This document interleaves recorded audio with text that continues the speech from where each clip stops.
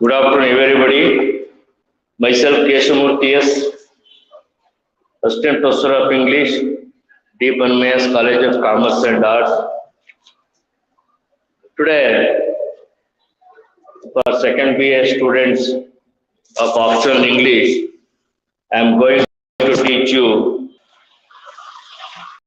the John Milton poems on his blindness. John Milton poem on his blindness. So, John Milton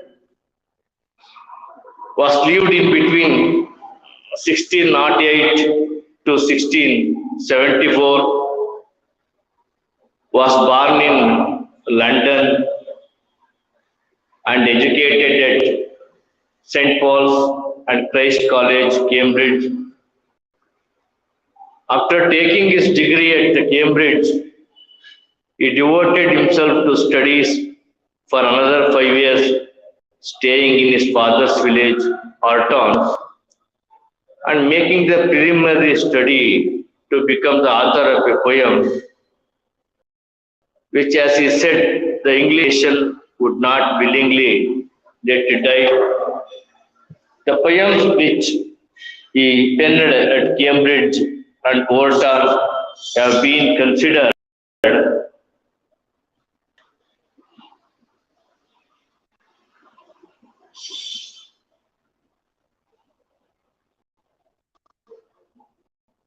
have been considered splendid enough to earn him a high place in the history of English poetry.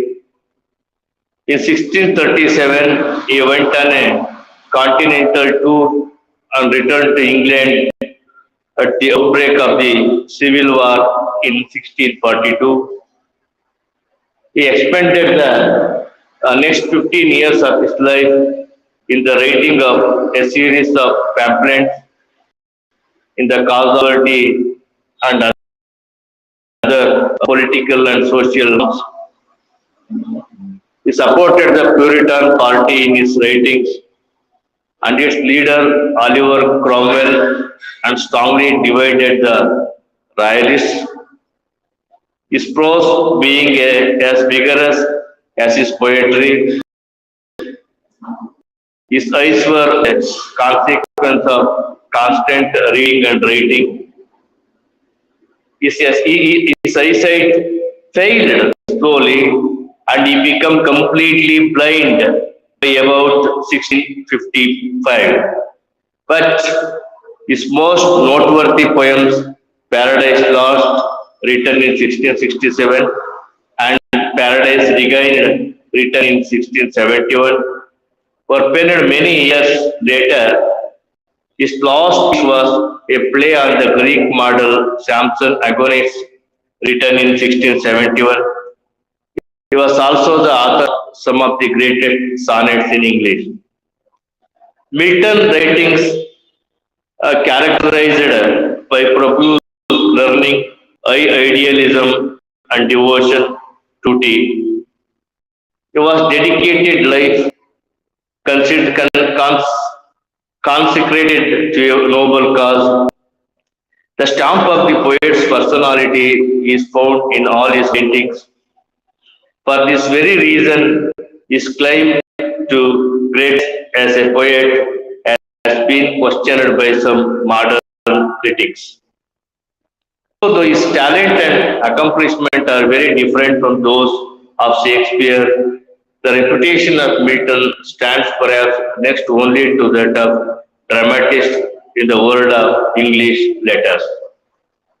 So John Milton is one of the greatest poets of English language, best known for his epic poem Paradise Lost and Paradise Regained. And with he is ranked with Shakespeare.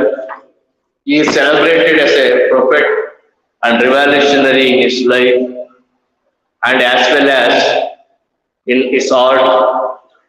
Milton's powerful rhetorical prose and the eloquence of his poetry had a profound influence, especially on the 18th century poems Besides poem, Milton published pamphlets defending civil and religious rights. His political opinions stirred much controversy. The Romantic poets, especially William Blake and P.B. Shelley, were greatly influenced by John Milton. Milton wrote 19 sonnets in English, some of which are personal and the others political. He is one of the first writers in English who exploited themes other than love in the sonnet form. Milton poems justify the ways of God to man. Justify the ways of God to man. It's a kind of sonnet, so written by William John Milton. So I read the poem John Milton on his blindness. When I consider how my light is spent, here half my days in this dark world and wide, and that one talent which is just to hide, lodged with me useless, though my soul more bent to serve here there with my Maker and present. My true account less returning child, doth God exalt their labor, light denied, I fondly ask but patience to prevent. The barber soon replies, God doth not need either man's work or his own gifts, who best? Bear his mild yoke, they serve him best. His state is like kingly thousands at his bidding speed, and post over land and ocean without rest. They also serve who only stand and wait. Who stand and wait. It's about the poem given to you, written by Honest Blindness. So, Honest Blindness is a Petrarchan sonnet with an active first para and last paragraph he censored 6 lines. A Petrarchan sonnet is divided into 2 parts of 8 lines in the first and 6 lines in the second. So the octave of the first 8 lines, the poet expresses anguish, a problem or certain questions regarding life which seem to bother the poet. While the second part generally resolves the problem, answers the question, or relieves the poet's anguish, as the case may be. The same is true of this poem too. The first 8 lines, that is octave of the poem, expresses the sorrow of the poet, regarding his condition, while in the second 6 lines, the poet resolves the problem, he finds a solution and is consoled. So this gives him a new vigor to deal with life. John Milton was completely blind at the age of 44 years. On his blindness is a reflection of poet's state of mind and his spiritual distress over having been struck by so great a misfortune. It was written in the traditional Petrarchan form with an octave and sestet. The poet begins with observation that his life is already spent before half his life is over. He is sorry that the poetic talent that has been granted to him by God has been thus rendered useless, even though he himself is eager to use it. He thinks that God will chide him if he does not put his talent to use. Therefore, to justify himself in his own eyes, he asks if God expects day labor from him when the light of the day is denied to him.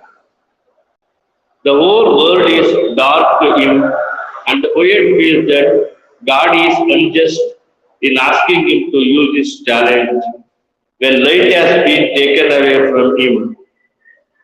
Milton uses Here, the biblical parables about day labor and talent to record the poignant thoughts uppermost in his mind and at this point in his life.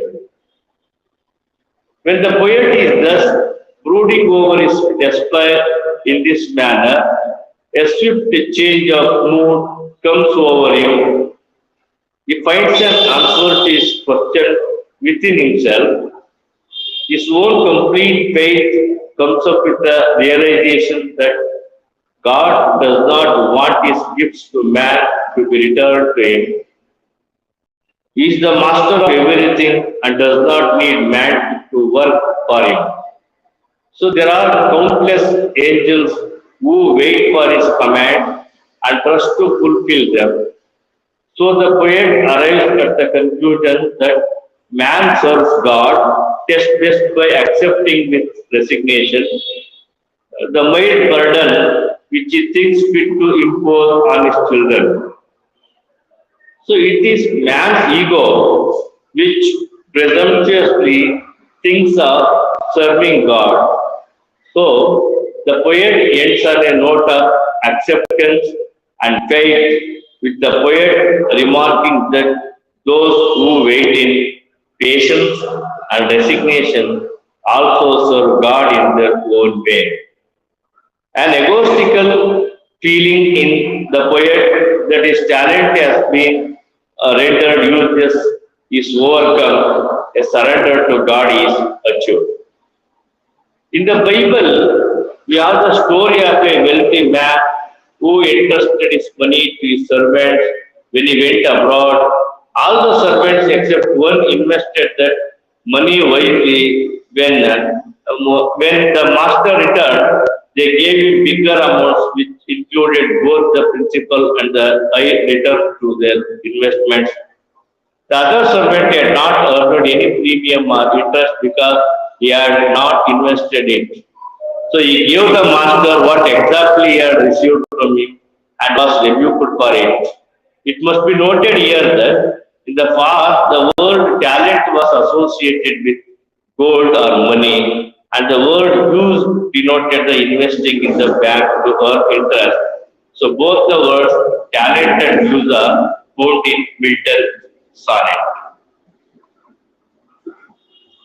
Thus on his blindness, Milton made use of the traditional sonnet form to express his spiritual restlessness and surrendered to God at the time of his becoming blind. The sonnet before his time was essentially a love poem dealing in courtly sentiments. This is changed by Milton, and in his hand, the sonnet acquires a new dimension and grows into a poem of moral and philosophical discussion. So, the general summary of the poem of the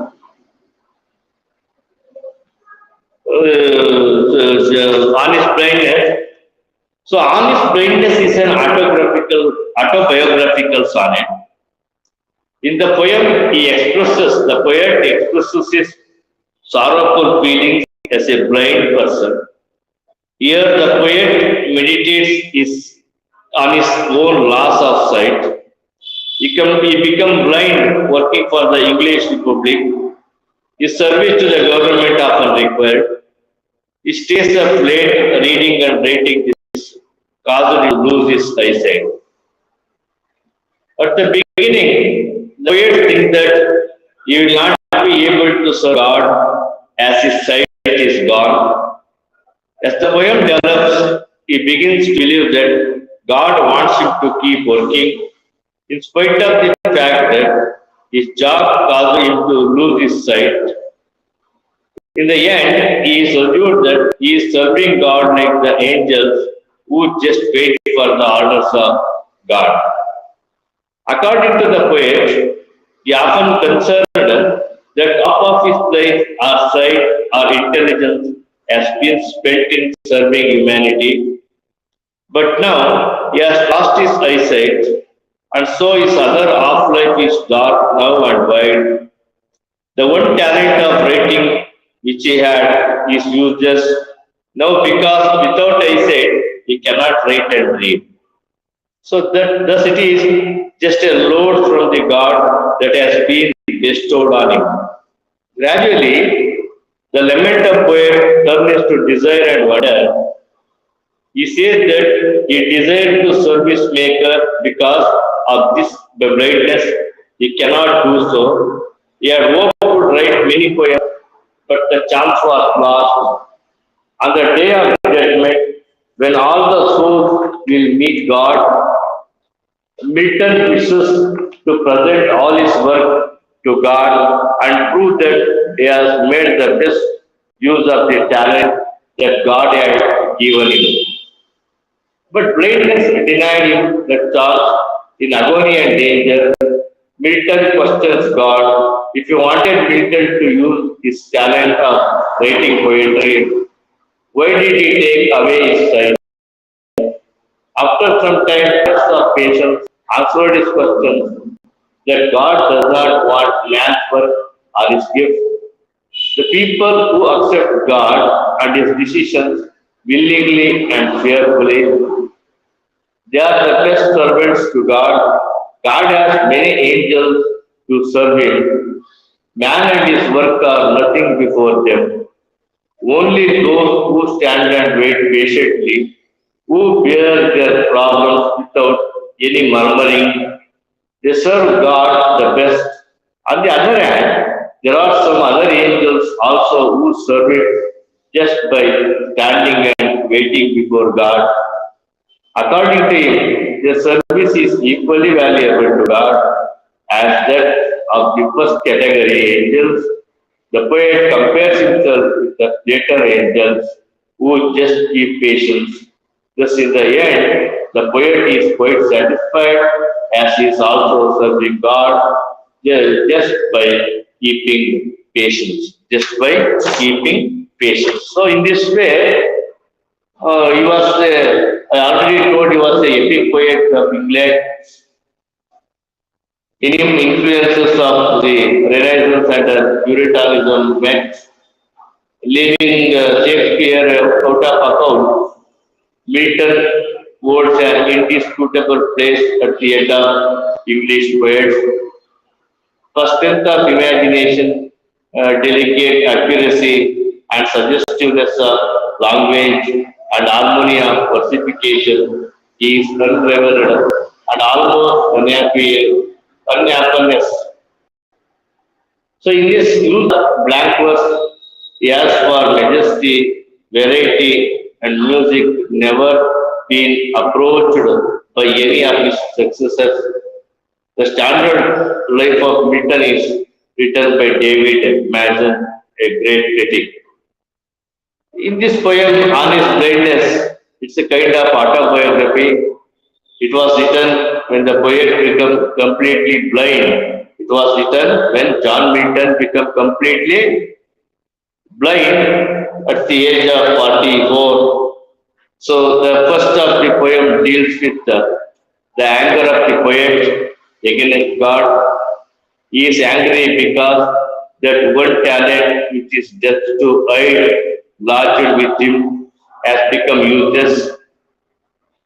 His desire is to give a true account of God lest he retain his child. The poet raises a parting question whether God expects day labor light denied. However, the poet realizes his mistake a little later. He tells himself that God does not need either man's work or his own gifts. Those who best fear in his mild yoke, they serve him best. His state is kingly, thousand at his beating speed, and post over land and ocean without rest. Lastly, the poet realizes that truth that they also serve who only stand and wait. Among the smaller poems of Milton, on his blindness. On his blindness occupies an eminent place. It brings out the indignation of the poet against God. His anger is not baseless. The great desire of the poet was write paradise lost, where he wanted to give the true account of the ways of God to men. Having become blind, having become blind, he would not carry out his ambition. However, realization dawned on him, and he realized the truth that God loves ever those who stand and wait. Stand and wait. So, in this, the poet is full of sorrow. Poet is full of sorrow when he thinks that he has become blind even before he has spent half of his life.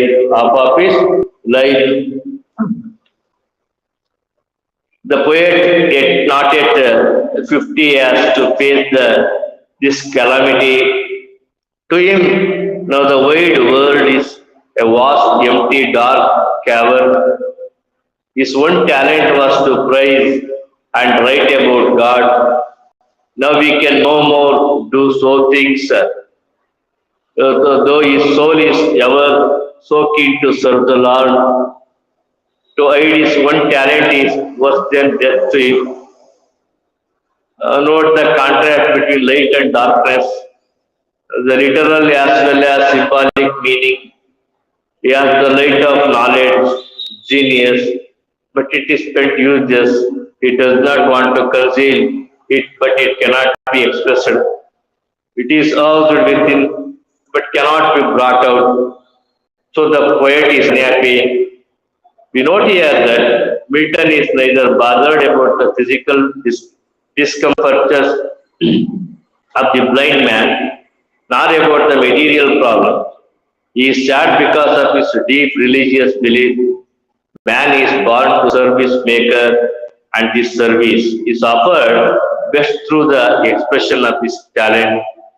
And now he is hindered from that form of worship because of his blindness. Milton is still the humble devotee.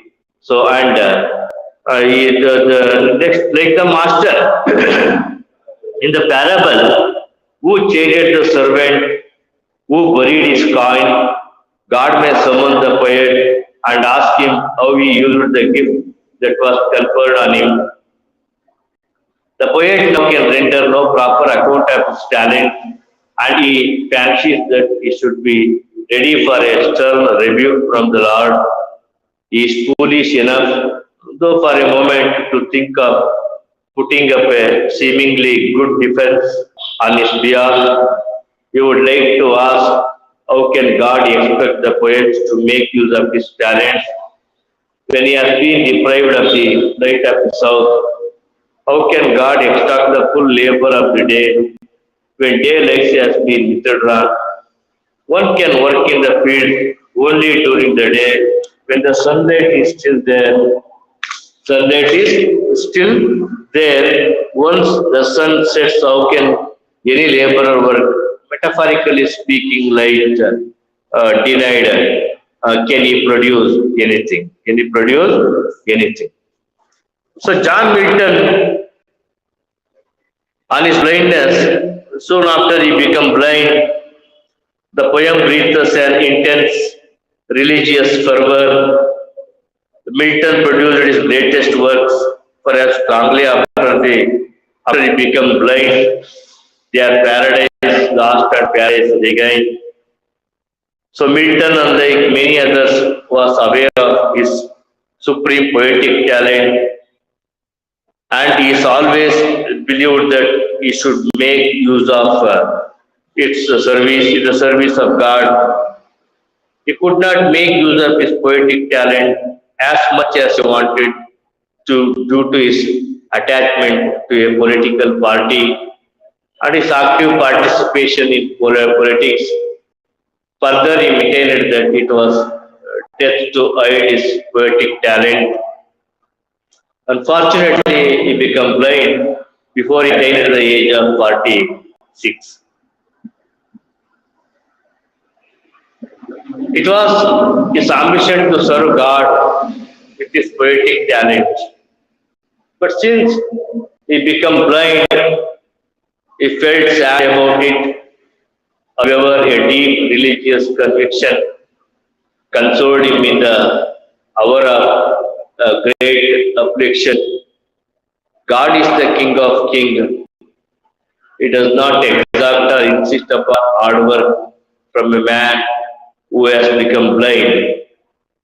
God does not need man's work or any return in the form of service for his divine gifts because he has thousands of angels under him who are ready to coast over land and sea to carry out any command of his without rest. So this spiritual attitude of self-resignation came to him. The primary duty of man is to put forth the best that is in him in the prevailing circumstances of life against his job. And then it is the glory of Miltonic sonnet that being based upon what is common and simple, it attains to the high and the noble. So the words of Hanford, Milton's sonnet strike a new note of lofty dignity conformable to his epic personality. Epic personality. So, the poem is like a piece of music as a movement according to its style, according to its style. So Milton on his blindness, in the first part of the sonnet, the poet meditates about his loss of sight. This has made his life totally worthless. His slightly spent meaning that he has lost his sight and through that is the ability to do several things. Here the poet mainly refers to his capacity to write. He expresses his sorrow for not only being unable to see and lead a normal life, but also and more vehemently for not being able to serve the Lord with his poetic talent. His poetic talent, he knows, is a God-given gift. Unless used, it becomes worthless. The talents need to be utilized like the talents of or the money given by the master of his servants in a parable of the talents. The poet also knows that he is expressing doubts about being fairly judged, though the very freedom taken to ask such a question is not only foolish but also suggests ultimate trust in God. However, once having asked that question, he receives suitable reply from his own conscience, which he calls patience. The personified patience stops the murmur of doubt by preventing any further questions. It is replied that God does not need anybody's service. He does not ask about his gifts. Unlike the master in the parable, God's state is kingly and has thousands of his waiting to serve him. The only way to serve him would be bearing his mild yoke without complaining. The words mild yoke also suggest that God does not mean to burden his subjects. He is not a taskmaster, instead, he is a loving caretaker. So those who patiently serve God and wait for his orders are also his true servants. So the desire to serve is more important man than the actual act of service. It is the mind and the faith which matter. Sincere hope and faith are the only aspects which are called for. Patience brings back all these thoughts with the poet knew, but had forgotten in his frustration and dejection. The words stand and wait clinch the issue. They also confirm Milton's faith. He realizes that faith is more important than any kind of active service. Any active service without faith would be useless. And this idea is well brought out in the poem.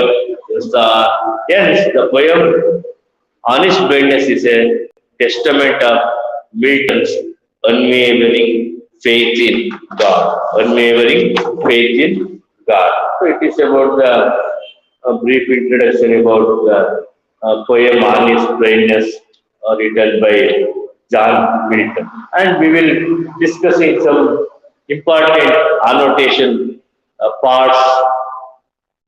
Doth God exalt they labor that denied? Doth God exalt they labor light denied? These lines taken from the poem Honest Blindness written by John Milton. So brooding over the loss of eyesight, Milton says that though he is eager to put his talent to use, he is unable to do so because of his blindness. His world has been rendered dark forever. He asks himself whether God expects from him a day's work. When light is denied him, he is overwhelmed by a sense of frustration. So another important annotation is the also serve who only stand and wait. The also serve who only stand and wait. So these lines are also taken from the poem Honest Blindness, written by John Milton. So brooding over the loss of eyesight, Milton says that though he is eager to put his talent, is enabled and overwhelmed with the sense of the frustration, even as he follows. And then in the next line, that one talent which is death to hide, that one talent which death to hide. Lord with me use this. It is another important annotation part.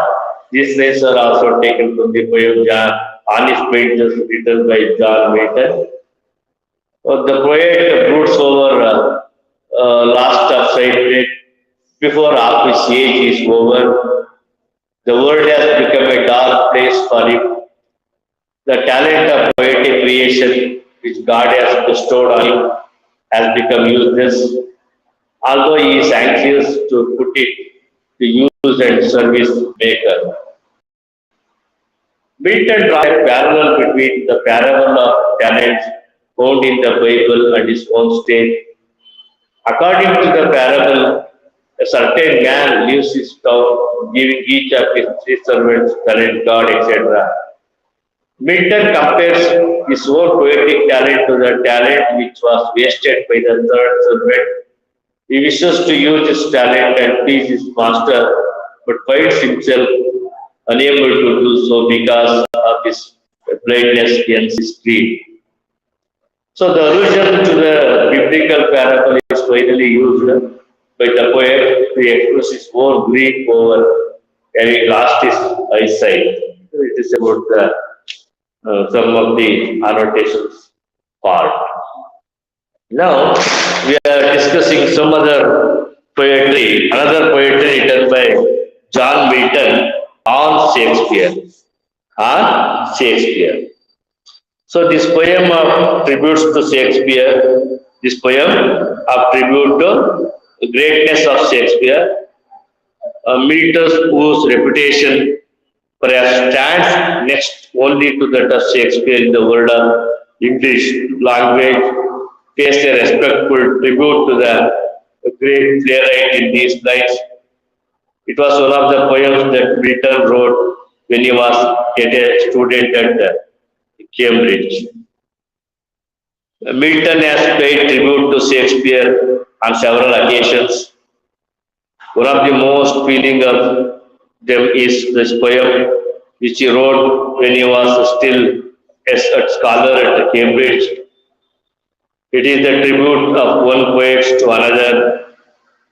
Milton felt that Shakespeare's dramatic and poetic power are as great as that of the classical dramatist. Milton admires Shakespeare's perpetual appeal. It is at once a deep understanding of the dramatist's greatness and Milton's power of literary judgment. So, on Shakespeare is a short poem of 16 lines prefixed to the second folio of Shakespeare plays, but they may have been composed as an epitaph to inscribed on a monument. So, the poem on Shakespeare written by John Milton. I read the poem on Shakespeare.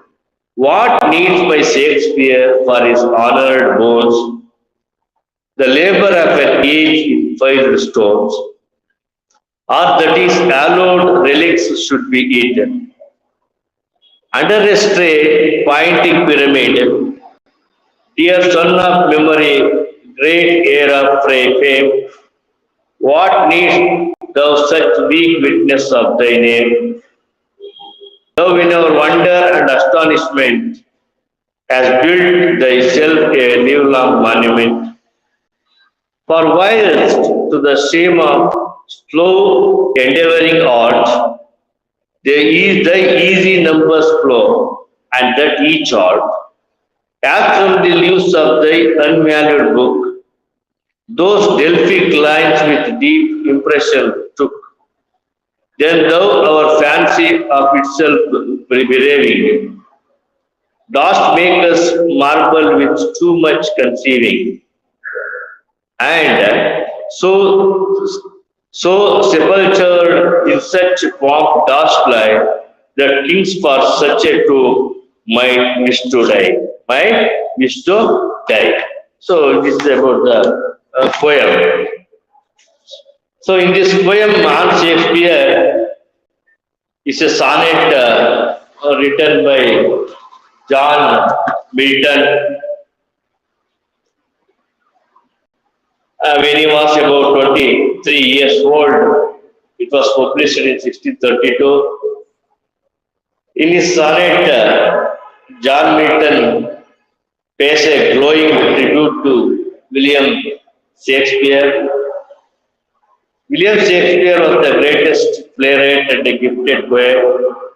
He has rewritten two long narrative poems, 154 sonnets and 37 plays. This poem is something great because here we have one great poet praising another great writer of the same period. Shakespeare has been praised by many poets and critics. His greatness has been unanimously acknowledged in various ways.